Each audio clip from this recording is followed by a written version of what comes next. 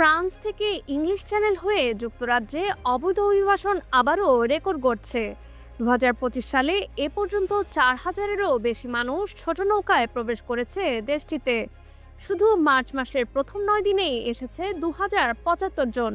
যুক্তরাজ্য ও ফ্রান্সের মধ্যকার রোডম্যাপ চুক্তি বাস্তবায়ন না হলে ধারণা করা হচ্ছে এবছরেই ইতিহাসের সর্বোচ্চ সংখ্যক অভিবাসী বিপজ্জনকভাবে নৌকায় প্রবেশ করতে পারে যুক্তরাজ্যে। যুক্তরাজ্যে ২০২৫ সালে প্রতিদিনই নতুন নতুন অভিবাসী প্রবেশ করছে। সম্প্রতি হোম অফিসে প্রকাশিত তথ্যে দেখা গেছে শুধু গত রোববারই ৯ মার্চ ৪টি নৌকায় ২৩৭ জন অভিবাসী যুক্তরাজ্যে প্রবেশ করেছে। আর গত ২ মার্চে একদিনেই ৫৯২ জন পার হয়েছে চ্যানেল। বিশ্লেষকরা বলছেন এই হারে চলতে থাকলে ২০২৫ সালে ইংলিশ চ্যানেল হয়ে যুক্তরাজ্যে প্রবেশের সংখ্যা ১ লাখ ছাড়িয়ে যেতে পারে, যা ইতিহাসের সর্বোচ্চ হতে পারে। ইংলিশ চ্যানেলের এই ভয়াবহ পরিস্থিতি কবে শেষ হবে?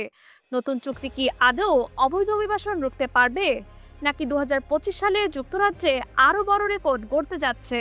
এমন নানা প্রশ্ন এখন উকি দিচ্ছে। Naushin Taslim Rahman, Dhaka West news.